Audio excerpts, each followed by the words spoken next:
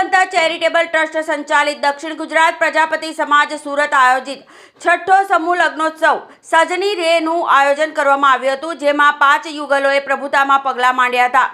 આ સમૂહ લગ્નોત્સવમાં blood donation camp સાથે સર્વરોગ નિદાન શિબિરનું પણ આયોજન કરવામાં આવ્યું હતું। બ્લડ ડોનેશન કેમ્પમાં મહિલાઓએ પણ રક્તદાન કરી રક્તદાન મહાદાનની ઉક્તિ સાર્થક કરી હતી।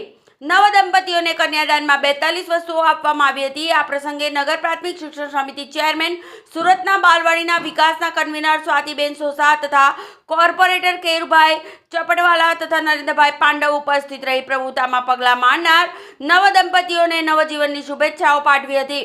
ઉપસ્થિત મહાનુભાવ ધર્મેશભાઈ ટેલરે નવદંપતિને શુભેચ્છાઓ સાથે વધુ યુગલો સમૂહ લગ્નોત્સવમાં જોડાવા અંગેની જ્ઞાતિજનોને અપીલ કરી હતી। આ પ્રસંગે માયાબેન મિસ્ત્રી, નાનુભાઈ લાડ, ભગવાનભાઈ લાડ, કૃણાલ મિસ્ત્રી, તેજસ ગજ્જર, ધર્મેશ ગજ્જર સહિત આગેવાનો ઉપસ્થિત રહ્યા હતા।